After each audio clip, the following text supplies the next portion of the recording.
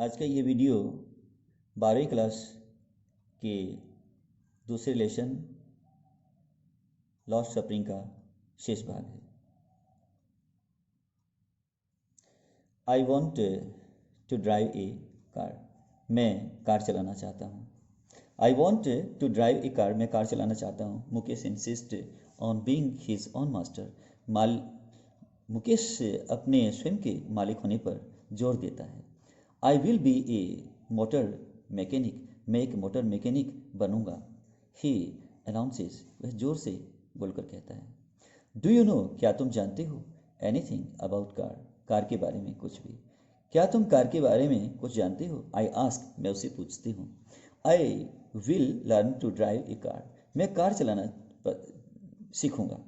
I will learn to drive a car. मैं car चलाना सीखूंगा। He answers looking straight into my eyes. वह सीधे सीधे मेरी आंखों में देख करके उत्तर देता है, जवाब देता है।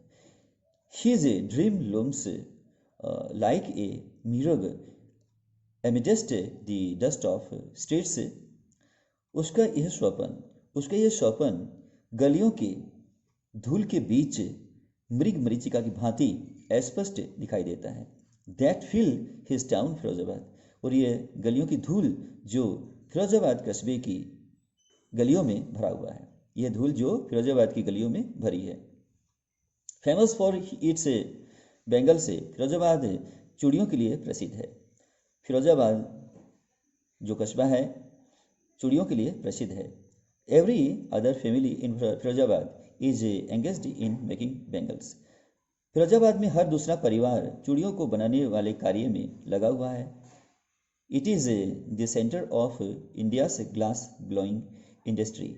यह भारत के कांच धमन उद्योग का केंद्र है। Where families have. जहाँ परिवारों ने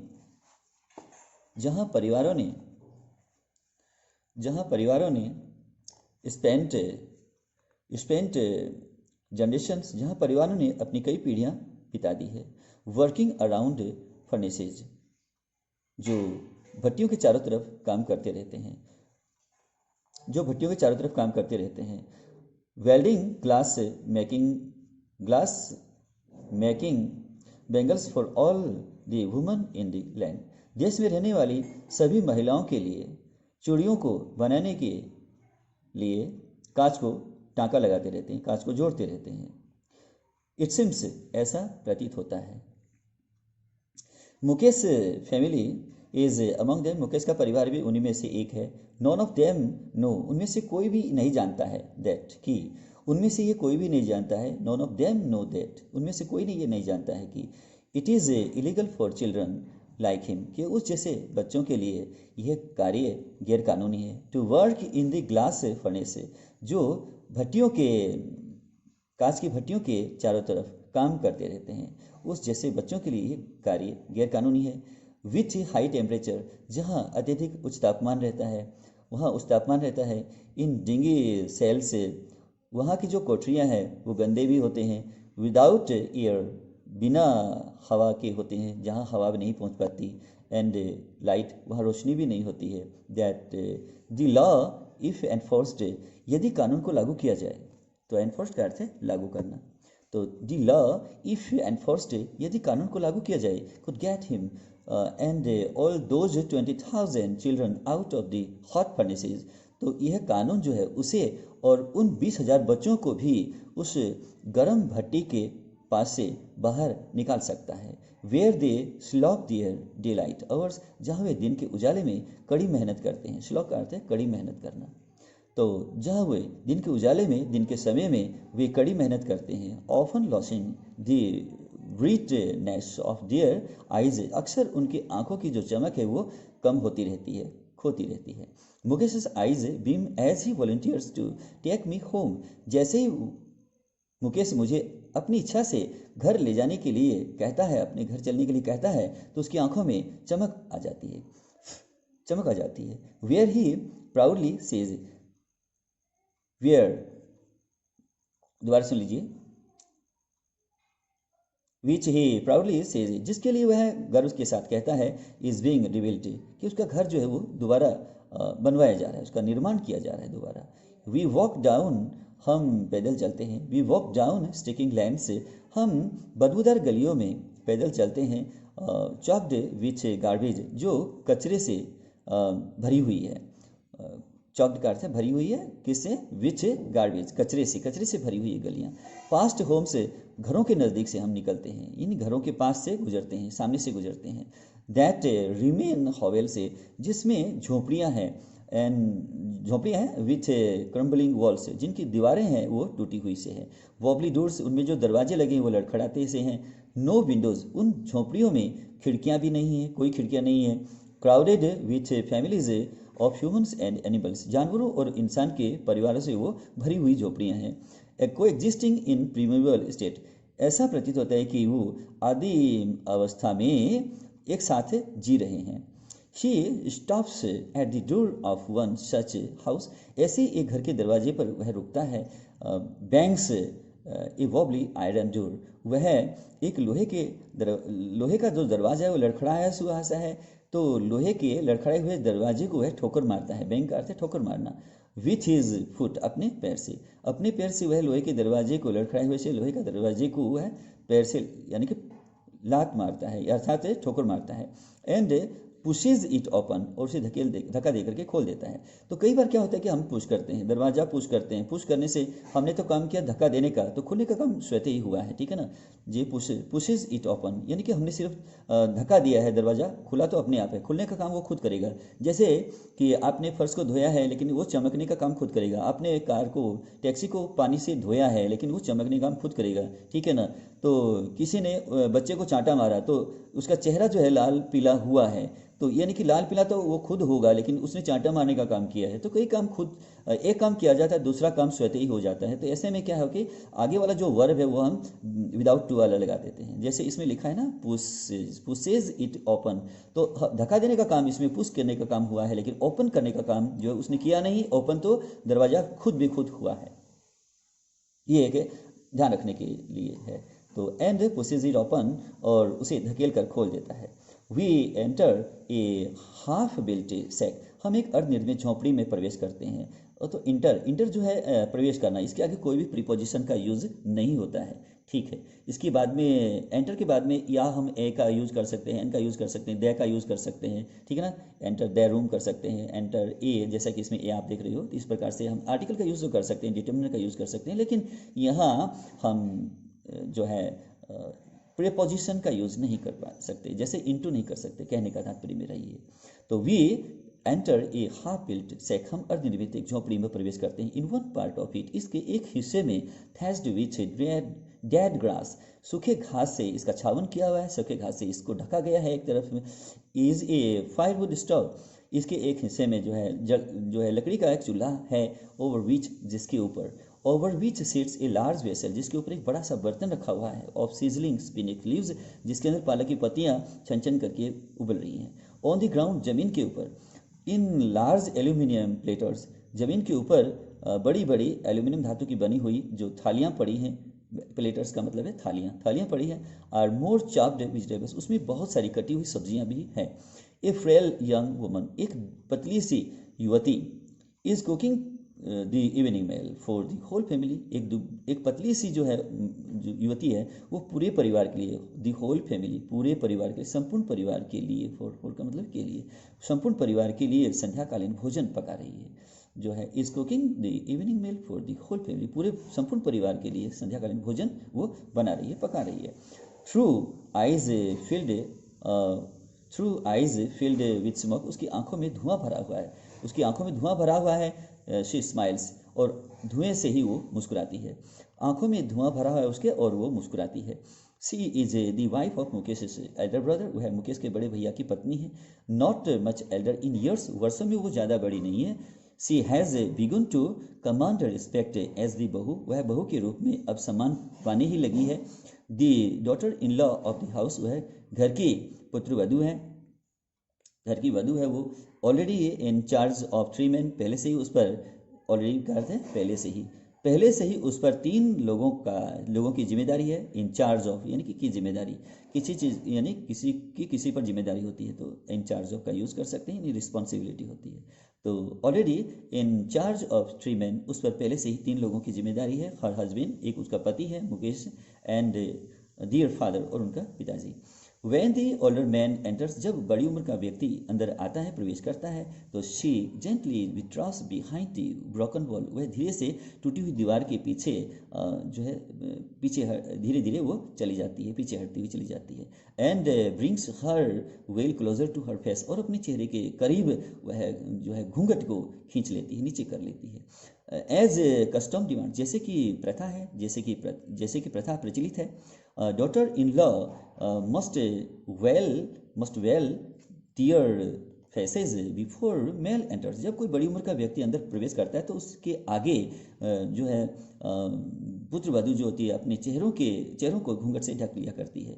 इन दिस केस, इस मामले में the Elder is an improved Bengal maker, इस मामले में वह जो बड़ी उम्र का व्यक्ति है वह कमज़ोर और चूड़ी बनाने वाला व्यक्ति है, कमज़ोर व्यक्ति और दूसरी जो है चूड़ी बनाने वाला व्यक्ति है। Despite long years of hard labour, और कई वर्षों की कड़ी मेहनत के बावजूद भी, डिस्पाइट का मतलब होता है के बावजूद, यानी होने के बावजूद के लिए हम डिस्पाइट का यूज़ करते हैं। डिस्पाइट अगर नहीं करते हैं तो इन स्पाइट ऑफ का यूज़ भी कर सकते हैं। In spite of long years of hard labour, ऐसे भी आप लिख सकते हैं। तो यहाँ इन स्पाइट ऑफ नहीं लिख करके डिस्पाइट किया है, तो डिस्पाइट के आगे आप ऑफ का यूज़ नहीं कर सकते, क्योंकि डिस्पाइट अकेला ही यूज होता है इसमें, ठीक है ना। इन स्पाइट के बाद में ऑफ का यूज़ होता है, लेकिन डिस्पाइट के बाद में ऑफ का यूज़ नहीं होता है, ये स्पष्ट है। तो despite long years of hard labour, कई वर्षों की कड़ी मेहनत के बावजूद भी, फर्स्ट एज ए टेलर, पहले उसने एक टेलर के रूप में काम किया, एक दर्जी के रूप में काम किया। देन ए बेंगल मेकर, उसके बाद में उसने चूड़ी बनाने वाले के रूप में काम किया। और उसके बाद में ही has failed to renovate a house, वह एक घर को मरम्मत करने में भी विफल रहा है, सफल नहीं हो पाया है। रिनोवेट का अर्थ है मरम्मत करना, यानी रिपेयर करना, ठीक है, रिनोवेट। तो ही हैज़ फेल्ड, वह नाकामयाब रहा है, कामयाब नहीं हुआ है। टू रिनोवेट ए हाउस, एक घर की मरम्मत करने में भी, ठीक है, घर का मरम्मत करवाने में भी वह नाकाम रहा है। Send his 2 sons to school, अपने 2 पुत्रों को विद्यालय भेजने में भी वो कामयाब नहीं हुआ है। हैज़ फेल्ड, असफल हुआ है, कामयाब नहीं हो पाया है। All he has manage to do, जो कुछ वह करने में सफल हुआ है, इज, वह ये है। टीच देम, उनको सिखाया यही है। व्हाट ही नोज, जो वह जानता है, जो काम वह जानता है वह उनको सिखा पाया है। The art of making bangles, और वह है चूड़ियाँ बनाने की कला, जो अपने 2 पुत्रों को वो सिखा पाया है। इट इज़ हिज करम, हिज डेस्टिनी, यह उसका कर्म है, यह उसका भाग्य है। डेस्टिनी का अर्थ है भाग्य या कर्म, यानी फैट, भाग्य, ठीक है। सेज मुकेश ग्रैंड मदर, दादी माँ, जो मुकेश की दादी माँ है, वो कहती है कि यह उसके कर्म है, यह उसका भाग्य है। Who has watched her on husband go blind, जिसने अपने पति को अंधा होते देखा है। तो गो ब्लाइंड का मतलब है अंधा होना। यहाँ गो का मतलब जाना नहीं है, क्योंकि एक शब्द का कोई, एक वर्ब का या एक शब्द का कोई एक अर्थ नहीं होता, कई बार कई अर्थ निकल जाते हैं। तो इसमें क्या है कि गो ब्लाइंड का मतलब है यहाँ अंधा होना, यानी कि बी ब्लाइंड, ये मतलब होता है इसका, ठीक है, अंधा होना। तो इसमें क्या है कि दादी माँ जो है, who has watched her on husband, जिसने अपने स्वयं के पति को, यानी पति उसका अपना है, उसने अपने स्वयं के पति को देखा है। क्या देखा है? गो ब्लाइंड, अंधा होते देखा है।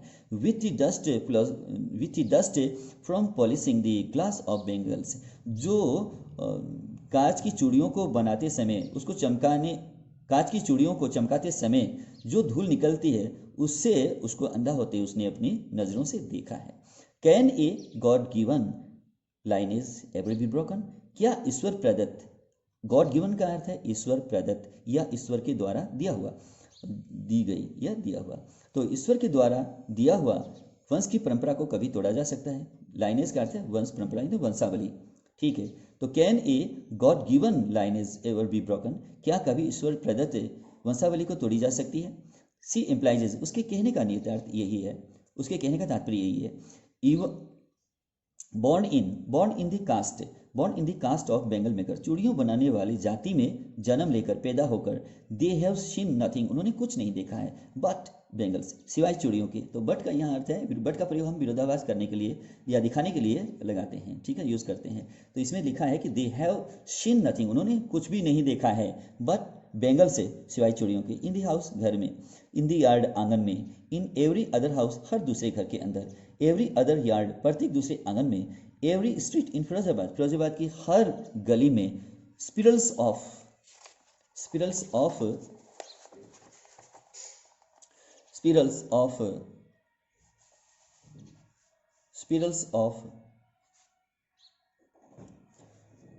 बेंगल, चूड़ियों को देखा है उसने, चूड़ियों के घेरों को देखा है। सनी गोल्ड, जिसमें धूप वाली चूड़ियाँ, स्वर्णिम चूड़ियाँ, धूप जैसी स्वर्णिम चूड़ियाँ है। पेडी ग्रीन, जिसमें धान जैसे हरे रंग की चूड़ियाँ भी होती है। रॉयल ब्लू, जिसमें गहरे नीले रंग की चूड़ियाँ भी, शाही चूड़ियाँ भी होती है। पिंक, गुलाबी चूड़ियाँ भी होती है। पर्पल, और उसके बाद में पर्पल और बैंगनी रंग की चूड़ियाँ भी होती है। Every colour born out of the 7 colours of the rainbow, हर रंग का जन्म जो है, हर रंग की जो पैदाइश है वो इंद्रधनुष के 7 रंगों से हुई मानी जाती है। ही लाई इन माउंट्स इन एनकैम्प्ड यार्ड्स, जो अस्वच्छ आंगन में ढेरियों के रूप में रहती हैं चूड़ियाँ। Are filed on narrow lanes of the सेंटी टाउन्स, और भीड़ भाड़ वाले कस्बे की संकरीली गलियों में, जिसे युवक लोग धकेलते हैं, 4 पहिए वाली जो है थैलियों में चूड़ियों को रख करके धकेलते हुए ले जाते हैं। एंड इन डार्क हटमेंट्स, और अंधेरे वाली झोंपड़ियों के अंदर, हटमेंट्स का अर्थ है झोंपड़ियाँ, कौन सी, डार्क वाली, यानी अंधेरे वाली झोंपड़ियों के अंदर। Next two lines of flames of flickering oils lamps, तेल से जलने वाले दीपकों की ज्वालाओं की पंक्ति के ठीक सामने सिट्स बॉयज़ एंड गर्ल्स, लड़के लड़कियां बैठे रहते हैं। With their fathers and mother, उनके साथ में उनके पिताजी उनके माताजी भी होती हैं। Welding pieces of coloured glass, और वे रंग बिरंगे चूड़ियों के घेरों को टाँका लगाते हैं। इनटू सर्किल ऑफ बेंगल, और चूड़ियों के घेरे बनाते हैं। देयर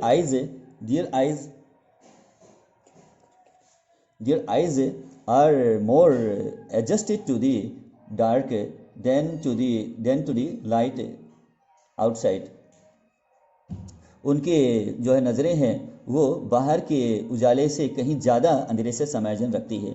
दैट इज़ वाई, यही कारण है कि they often end up losing their eyesight, उनके नेत्र ज्योति जो है वो कम होती चली जाती है, समाप्त होती चली जाती है। बिफोर दे बिकम एडल्ट्स, उनके युवा होने से पहले, उनके वयस्क होने से पहले। Savita a young girl in A drab pink dress, Savita एक युवती है जो भद्दी गुलाबी पोशाक पहने हुए हैं। Sits alongside an elderly woman, जो एक बड़ी उम्र वाली महिला के बगल में बैठी है। अलॉन्ग साइड का अर्थ है कि बगल में होना, ठीक है, तो उसके वो बगल में बैठी है। सोल्डरिंग पीसेज ऑफ ग्लास, कांच के टुकड़ों को जो है वो क्या कर रही है, टाँका लगा रही है। तो इसमें क्या है कि कांच के टुकड़ों को अगर जोड़ना है तो सोल्डर होता है, वो सोल्डरिंग कर रही है वो। अगर मान लीजिए शर्ट को सिलना है तो स्टिच होता है, वो स्टिचिंग लिखना पड़ेगा वहाँ। तो ये नहीं है कि अब वहाँ स्टिचिंग होगा तो यहाँ सोल्डरिंग है। तो अलग अलग चीज़ों के लिए अलग अलग तरह से इनका यूज़ किया जाता है। ओपन दी डोर। तो सोल्डरिंग पीसेज ऑफ ग्लास, कांच के टुकड़ों को वो टाँका लगाते रहते हैं वहाँ। As her hands move mechanically like the tongs of a machine, मानो उसके हाथ किसी यंत्र के चिमटों की भांति यंत्र की तरह वो चल रहे हों। उसके हाथ जो है इस कदर चलते हैं जैसे किसी यंत्र के चिमटे चलते हों। आई वंडर, मुझे देखकर आश्चर्य होता है, मुझे आश्चर्य होता है, if she knows the sanctity of the bangles, काश वह, यदि वह चूड़ियों की पवित्रता को भी जानती। तो सैंक्टिटी का अर्थ है पवित्रता, तो पवित्रता को जानती। सी हेल्प्स मेक, जिन्हें वह बनाने के लिए मदद कर रही है। तो इसमें क्या, हेल्प के आगे हम जो वर्ब लगाते हैं, अब जैसे इसमें ये सब्जेक्ट है, ये वर्ब है, हेल्प क्या है, वर्ब है, उसके बाद में मैक, ये क्या है कि तीसरे नंबर पर है, तो ये ऑब्जेक्ट है, ठीक है ना। लेकिन हेल्प के बाद में हम जो वर्ब लगाएंगे उसके हम टू लगा भी सकते हैं, टू नहीं भी लगा सकते हैं। इन्फिनिटिव का यूज़ हो भी सकता है, नहीं भी हो सकता है। तो इसमें दोनों ही चीज़ मुनासिब है, ध्यान रखें। तो सी हेल्प्स मेक, जिसे वह बनाने में मदद कर रही है। It symbolises an Indian woman से सुहाग, ये भारतीय महिला के सुहाग का प्रतीक है। सिम्बलाइजेज का अर्थ है प्रतीक होना, ठीक है, भारतीय महिला के सुहाग का ये प्रतीक है। ऑस्पिशियसनेस इन मैरिज, शादी विवाहों में यह इसकी शुभता रहती है। इस ऑस्पिशियसनेस का अर्थ है शुभता, तो इसकी शुभता रहती है। It will dawn on her, उसे पता चल जाएगा। इट विल डान ऑन का अर्थ है पता होना, पता चल जाना, मालूम चल जाना। तो it will dawn on her suddenly one day, एक दिन उसे अचानक पता चल जाएगा। When her head is draped with a red veil, जब लाल रंग के घूंघट से उसके सिर को ढक दिया जाएगा। हर हैंड्स डाइड रेड, उसके दोनों हाथों को लाल रंग में रंग दिया जाएगा। विथ हिना यानी मेहंदी से उसके हाथ जो है लाल रंग में रंग दिए जाएंगे। And red bangles rolled on to her wrist, और लाल रंग की चूड़ियाँ जो उसकी कलाइयों में सरका दी जाएगी। चूड़ियाँ पहना ही नहीं जाती है, चूड़ियाँ जो है कलाइयों में सरकाई जाती है। सरकाने को कहते हैं रोल्ड ऑन टू, ठीक है ना। अब कलाइयों को कहते हैं रिस्ट का अर्थ है कलाई, ठीक है। तो यहाँ क्या है कि चूड़ियाँ जो है सरकाई जाती है, चूड़ियाँ पहना ही नहीं जाती। कई बार हम बोलते हिंदी में जो है पहनाई जाती है, लेकिन वहाँ हमें सरकाना, ऐसे अंग्रेजी में जो है रोल्ड ऑन टू का यूज़ करना पड़ेगा, ठीक है ना। तो जैसे कि अब बहुत बार हम जो है यूज़ करते हैं, जैसे कि जैसे दरवाज़ों को, लोहे के दरवाजे होते हैं, तो लोहे के दरवाज़ों को जैसे कि कह देते हैं ना कि जंग खा गया। जंग कभी खाता नहीं है, जंग लगती है दरवाज़ों में, ठीक है ना। कि तो इस प्रकार से बहुत सारी चीज़ें हैं। जैसे शोर किया नहीं जाता, शोर बनाया जाता है। कई लोग मिलकर के शोर करते हैं, तो उसको हम शोर बनाना कहेंगे, तो मेक ए नॉइज़ होता है इस प्रकार से। तो कई बार जो है जैसी बोली जाएगी ना वैसे लिखी नहीं जाएगी, तो आपको समझने की आवश्यकता है। Rolled on to her wrist, तो ये चूड़ियाँ, लाने की चूड़ियाँ जो उसके कलाइयों में सरका दी जाएगी। She will then become a bride, इसके बाद वह एक दुल्हन बन जाएगी। ब्राइड का अर्थ है दुल्हन। तो इसके पहले हमने जो है नाउन के पहले हम ए या एन या दी का यूज़ करते हैं, तो वह दुल्हन बन जाएगी। लाइक दी ओल्ड वुमन, उस बूढ़ी औरत की तरह, उस वृद्ध महिला की भांति। बिसाइड हर, जो उसके बगल में है। तो बिसाइड का अर्थ है बगल में होना, जैसे कि अलोंग साइड है वैसे ही बिसाइड है। तो बिसाइड हर, उसके बगल में जो बूढ़ी औरत है, वृद्ध महिला, उसकी भांति। हु बिकम वन, जो दुल्हन बनी थी। मैनी ईयर्स एगो, बहुत वर्ष पहले, यानी कई वर्षों पहले वह जो दुल्हन बनी थी उसकी तरह। She will has bangles on her wrist, अभी भी, स्टिल का अर्थ है अभी भी, उसके हाथ में अभी भी जो है चूड़ियाँ हैं पहनी हुई है, अभी भी उसके हाथ में कलाइयों में चूड़ियाँ हैं। But no light in her eyes, लेकिन आंखों में जो, उसकी दोनों आंखों में जो ज्योति नहीं है, आंखों में जो दृष्टि नहीं है, देखने की शक्ति नहीं है। एक वक्त शेर भर खाना भी नहीं खाया। सी सेज, वह कहती है एक वक्त यानी एक बार भी उसने जो है शेर भर खाना नहीं खाया है। She says in a voice, वह एक ऐसी स्वर में कहती है, ड्रेन्ड ऑफ जॉय, जिसमें खुशी नहीं है, जिसमें जो खुशी से रहित है। ड्रेन्ड ऑफ का मतलब है void of, divide of Joy, या डिवाइड ऑफ जॉय या विदाउट जॉय कह सकते हैं आप। तो ड्रेन्ड ऑफ जॉय, जो खुशी, जिसमें खुशी नहीं है। शी हैज़ नॉट इंजॉयड, उसने आनंद नहीं लिया है। इवन वन फुल मील इन हर एंटायर लाइफ टाइम, उसने अपने संपूर्ण जीवन काल में भरपूर यानी पूरे भोजन का अभी तक उसने आनंद लिया ही नहीं है, पूरे भोजन का आनंद नहीं लिया। दैट्स वाट, यही तो। अब दैट्स वाट है, इसका मतलब होता है यही तो, ठीक है ना। तो यही तो के लिए हम दैट्स वाट का यूज़ करेंगे, यानी दैट इज़ वाट, ये मतलब होता है इसका फुल फॉर्म है दैट इज़ वाट को ही हम कहते हैं दैट्स वाट, ठीक है। तो दैट्स वाट, यही तो। सी हैज़ रिप्ड, यही फसल जो उसने बोई थी, जिसको वो अब काटी है। रिप का अर्थ है काटना, फसल काटना जिसे कहते हैं, यानी हार्वेस्ट, ठीक है। तो उसने यही फसल बोई थी और उसको काटा है उसने। हर हस्बैंड, उसका पति जो है, एन ओल्ड मैन, एक वृद्ध व्यक्ति है। विथ ए फ्लोइंग बियर्ड, उसकी दाढ़ी जो है वो लहराती हुई सी दाढ़ी है। सेज, वह कहता है, आई नो नथिंग, मैं कुछ नहीं जानता, एक्सेप्ट बैंगल्स, सिवाय चूड़ियों को छोड़कर मैं और कुछ नहीं जानता। ऑल आई हैव डन, जो कुछ मैंने किया है, इज़, वह है, मेक ए हाउस, एक घर जो बनाया है, for the family to live in, परिवार के लिए, अंदर रहने के लिए, परिवार के रहने के लिए मैंने जो एक घर बनाया है, बस यही मैंने किया है। हियरिंग हिम, उसकी बातों को सुनकर, वन वंडर्स, किसी भी व्यक्ति को आश्चर्य हो सकता है, कोई भी व्यक्ति ये आश्चर्य करेगा, इफ़ ही हैज़ अचीव्ड, क्या उसने वह उपलब्धि हासिल कर ली है, what many have failed in their life time, कि जिसे करने के लिए बहुत से लोग अपने जीवन काल में एसफल हो जाते हैं, नाकामयाब हो जाते हैं। अब यहाँ मैनी के बाद में नाउन का यूज़ नहीं किया गया है, व्हाट मैनी हैव किया गया है। मैनी के बाद में हम पीपल का यूज़ कर सकते हैं। जब क्या है कि अब मैनी के बाद में नाउन का यूज़ नहीं किया गया, मैनी के बाद में सीधा ही जो है हेल्पिंग वर्ब का यूज़ किया गया है, इसमें हैव का यूज़ किया गया है। तो इसमें ये है कि मैनी के बाद में नाउन आना चाहिए था, लेकिन इसमें दिया गया इसलिए नहीं है कि कई बार क्या है कि बिना नाउन के भी जो है अर्थ स्पष्ट हो जाता है, इसलिए नाउन को ड्रॉप कर देते हैं, वहाँ से छोड़ देते हैं, रिमूव कर देते हैं, उसके बाद में मैनी हैव कर दिया गया इसमें, ठीक है ना। तो आपको ये समझने की आवश्यकता है, तो समझिएगा। तो बहुत से लोग जिसे अपने जीवन काल में पाने में असफल हो जाते हैं। ही हैज़ ए रूफ, उसके पास एक छत ही तो है, ओवर हिज हेड, उसके सिर के ऊपर, उसके सिर के ऊपर, उसके सर के ऊपर एक छत ही तो है। The cry of not having money, पैसा नहीं है कि चिल्लाहट। टू डू एनीथिंग, कोई भी काम करने के लिए, the cry of not having money to do anything except carry on the business of making bangles, चूड़ियों को बनाने के चूड़ियों को बनाने के व्यवसाय को जारी रखने के अलावा, जारी रखने के सिवा अन्य कोई काम करने के लिए पैसा नहीं है। ये वाली चीख, not even enough to eat, खाने के लिए भी पर्याप्त नहीं है, ये वाली चीख रिंग्स इन एवरी होम, ये इसकी जो चीख है वो हर घर में गूंजती है। रिंग्स का अर्थ है गूंजना, ठीक है ना। कैरी ऑन का अर्थ है इसमें CARRY, कैरी, कैरी का मतलब ले जाना, ठीक। किसी भी भार वाली वस्तु को जब हम एक स्थान से दूसरे स्थान पर ले जाते हैं, गति करवाते हैं, तो वो क्या है, कैरी होता है, ठीक है। उसके अब ये इसका जो वर्बल जो मीन्स है, वर्ब का जो अर्थ है वो सीधा है कि ले जाना, लेकिन इसके आगे हम प्रेपोजिशन का यूज़ करते हैं ऑन का, तो ये क्या हुआ, जारी रखना, यानी कंटिन्यू करना, ठीक है ना, कोई चीज़ को कंटिन्यू जारी रखना जिसे कहते हैं। तो इसमें आप कीप का भी यूज़ कर सकते हैं, कैरी ऑन का भी यूज़ कर सकते हैं, कंटिन्यू का भी यूज़ कर सकते हैं, और गो ऑन का भी यूज़ कर सकते हैं, ठीक है ना। जारी रखना का गो ऑन भी हो जाएगा। तो बहुत सारी चीज़ें हैं, वर्ब है, आप लगा सकते थे इसमें, ठीक है।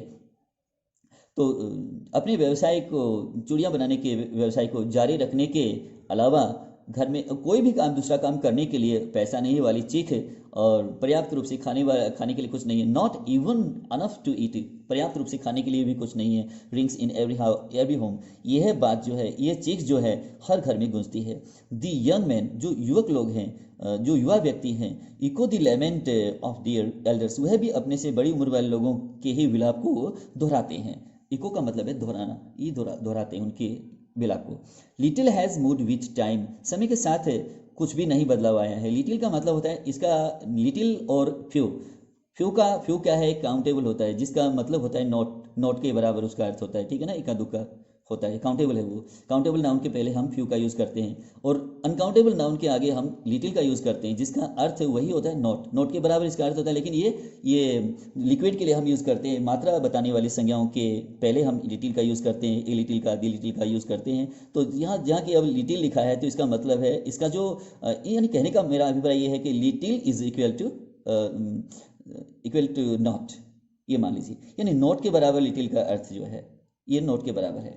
तो little has moved with time, समय के साथ कुछ भी बदलाव नहीं हुआ है। इट मीन इट सेम से, ऐसा प्रतीत होता है। इन फिरोजाबाद में ऐसा लगता है कि समय तो बदला है, लेकिन वहाँ और बाकी कुछ भी नहीं बदला है, बाकी वैसा ही है। ईयर्स ऑफ माइंड नंबिंग का अर्थ है दिमाग को सुन कर देने वाली, टॉयल का अर्थ है कड़ी मेहनत, ईयर्स ऑफ का अर्थ है वर्षों की। तो years of mind numbing toil have killed all initiative, वर्षों की मस्तिष्क को जो है सुन कर देने वाली कड़ी मेहनत ने उनकी सारी पहल करने की क्षमता को समाप्त कर दिया है। And the ability to dream, और उनकी जो योग्यता है सपने देखने की, उसको भी उसने समाप्त कर दिया है। Why not organise your selves into a cooperative, आप सहकारिता के कार्य में अपने आप को संगठित क्यों नहीं कर लेते। वाई नॉट ऑर्गेनाइज, जैसे अभी वाई के बाद में नॉट का यूज़ हुआ है, इसमें कोई सब्जेक्ट नहीं, तो हम कहते हैं ना कई बार, आप डॉक्टर के पास क्यों नहीं चले जाते, why not go to a doctor, आप डॉक्टर के पास क्यों नहीं चले जाते, है ना। इस प्रकार से वाई नॉट स्टडी इंग्लिश, आप अंग्रेजी क्यों नहीं पढ़ लेते, है ना, इस प्रकार से। तो क्यों नहीं ऐसा कर लेते, क्यों नहीं वो कर लेते, तो इस प्रकार से वाई नॉट ऑर्गेनाइज लिखा गया, ठीक है, आपको ध्यान रखना होगा। इस प्रकार से आप अनेक प्रकार के सेंटेंसेस में बनाए जा सकते हैं। Why not organise your selves into a cooperative, सहकारिता का कार्य कहलाता है। तो सहकारिता के कार्य में आप अपने आप को संगठित क्यों नहीं कर लेते। I ask A group of young man, मैं युवकों के एक समूह से ये बात पूछती हूँ, who have fallen into the vicious circle of middle man, जो बिचौलियों के कुचक्र में फंसे हुए हैं। हु ट्रैप्ड डियर फादर्स, ये बिचौलिए जो हैं जिन्होंने उनके पिताओं को, उनके पूर्वजों को अपने जाल में फंसाया था, एंड फोर फादर्स, और उनके पूर्वजों को भी जाल में फंसा लिया था। Even if we get organise, यदि हम संगठित हो भी जाते हैं, यदि हम ऑर्गेनाइज हो भी जाते हैं, तो गेट का मतलब होना, ऑर्गेनाइज का अर्थ है संगठित, ठीक है। तो हम जो आगे वर्ब लगाते हैं गेट के बाद में, हम थर्ड फॉर्म का यूज़ कर सकते हैं, लेकिन ये जो है एडजेक्टिव के रूप में कार्य करेगा, ठीक है ना। तो आगे देखिए, even if we get organise, यदि हम जो संगठित हो भी जाते हैं, तो वी आर दी वन से, तो हम उन लोगों में से हो जाते हैं, यानी हम वे लोग होते हैं, उस समय हम वे लोग होते हैं who will be hold up by the police, जिसे पुलिस घसीट कर ले जाएगी, होल्ड अप करते घसीट कर ले जाना, जिसे पुलिस जो है घसीट कर ले जाएगी, बीटेन उसको और पीटेगी, and dragged to jail for doing something illegal, और कुछ गैर कानूनी कार्य करने के जुर्म में जेल में घसीट कर डाल देगी। दे से ऐसा लोगों का कहना है, ये लोग बताते हैं, यानी दे से वे कहते हैं। देयर इज नो लीडर, कोई मुखिया नहीं है, अमंग देम, उनके बीच, उन लोगों के बीच में कोई मुखिया नहीं है, कोई नेता नहीं है। No one who could help them see things differently, ऐसा कोई भी इंसान नहीं है जो उनको चीज़ों को भिन्न रूप से दिखाने में मदद कर सके। Their fathers are as tired as they are, उनके पूर्वज भी, उनके पिता जो थे वे भी उतने ही थके हुए हैं जितने वे हैं। They talk endlessly in A spiral, वे लगातार अंतहीनता से बात करते जाते हैं, वे लगातार रूप से बात करते रहते हैं। दैट मूव्स फ्रॉम पॉवर्टी, जो उनकी बातें जो है गरीबी से शुरू होती है, टू एपेथी, उदासीनता तक चलती है उनकी बातें, टू ग्रीड, उसके बाद लालच तक चलती है उनकी बातें, एंड टू इनजस्टिस, और अन्याय की बातों तक उनकी बातें जो है चलती रहती है। लिसनिंग टू देम, उनकी बातों को सुनकर, आई सी टू डिस्टिंक्ट वर्ल्ड्स, मैं देखती हूँ कि वहाँ दो प्रकार की दुनिया रहती है, मैं देखती हूँ कि वहाँ दो प्रकार की दुनिया रहती है, उनकी बातों को सुनने से ऐसा लगता है। वन ऑफ द फैमिली, एक तो वो परिवार, caught in a web of poverty, जो गरीबी के जाल में फंसी हुई है, burden by the stigma of caste, और जाति के कलंक से दबी हुई है। बर्डन का अर्थ है दबा होना, और स्टिग्मा का अर्थ है कलंक, ठीक है ना, यानी ब्लॉट, तो कलंक से वो दबी हुई है। इन विच दे आर बॉर्न, जिसमें उन्होंने जन्म लिया है, जिस जाति में उन्होंने जन्म लिया है, पैदा हुए हुए। The other A vicious circle of the साहूकार, दूसरा कुचक्र है साहूकारों का। द मिडिल मैन, बिचौलियों का, बिचौले जो लोग होते हैं, बिचौलियों का। द पुलिस मैन, सिपाहियों का। द कीपर्स ऑफ लॉ, कानून के रखने कानून का पालन करने वाले लोगों का। द ब्यूरोक्रेट्स, नौकरशाहों का। एंड द पॉलिटिशियंस, और राजनेताओं का। दे टुगेदर दे, वे आपस में, ये जो लोग मैंने अब गिनाए हैं, ये आपस में मिलकर, टुगेदर दे, ये लोग आपस में मिलकर, have imposed the baggage on the child, बालक के ऊपर एक ऐसा बोझा लाद दिया है, एक ऐसा बोझा थोप दिया है, that he can not put down, जिसे वह नीचे नहीं उतार सकता। अब ब्रिंग डाउन मैंने भी नीचे उतारना, पुट डाउन का मतलब भी नीचे उतारना, तो यहाँ आपको समझना होगा पुट डाउन का अर्थ, जैसे आपके सिर पर कोई बोझ है और आप उसको नीचे उतारना चाहते हैं, तो पुट डाउन होगा या ब्रिंग डाउन होगा। तो he can not bring down या पुट डाउन, जिसे वह नीचे नहीं उतार सकता। बिफोर ही इज अवेयर, उसके भीगे होने से पहले, वह इस बात को समझ पाएगा, उससे पहले, उसके जानने से पहले, उसके जागरूक होने से पहले, he accepts it as naturally as his father, वह इस बात को उतने ही स्वाभाविक रूप से स्वीकार कर लेगा जितने उसके पिताजी ने स्वीकार कर लिया था। To do anything else would mean to dare, कोई भी अन्य कार्य करना, कोई भी अन्य कार्य करने का मतलब होगा उनको चुनौती देना। वुड मीन टू डेयर का मतलब होगा, वुड मीन का से होगा टू डेयर, कि चुनौती दिया जा रहा है उनको। And daring is not part of his growing up, और चुनौती देना उसके बड़े होने का हिस्सा नहीं है, उसके बड़ा होने का कोई हिस्सा नहीं है। व्हेन आई सेंस, जब मैं अनुभव करती हूँ, when I sense A flash of it in Mukesh, जब मैं मुकेश के अंदर इसके एक चमक की अनुभव करती हूँ, आई एम चीयर्ड, तो मुझे खुशी होती है। आई एम चीयर्ड, तो मुझे खुशी होती है, प्रसन्नता होती है। आई वॉन्ट, मैं चाहती हूँ। आई, दोबारा सुन लीजिए, I want to be a motor mechanic, he repeats, वह दोहराते हुए फिर से कहता है कि मैं एक मोटर मैकेनिक बनना चाहता हूँ। He will go to a garage, वह गैरेज में जाएगा, एंड लर्न, और जा करके सीखेगा, मोटर मैकेनिक सीखेगा। But the garage is a long way from the home, from his home, तो गैरेज जो है उसके घर से काफ़ी दूर है। ए लॉन्ग वे फ्रॉम का मतलब है वहाँ से काफ़ी दूर होना, यानी कि एक लॉन्ग डिस्टेंस से हुआ।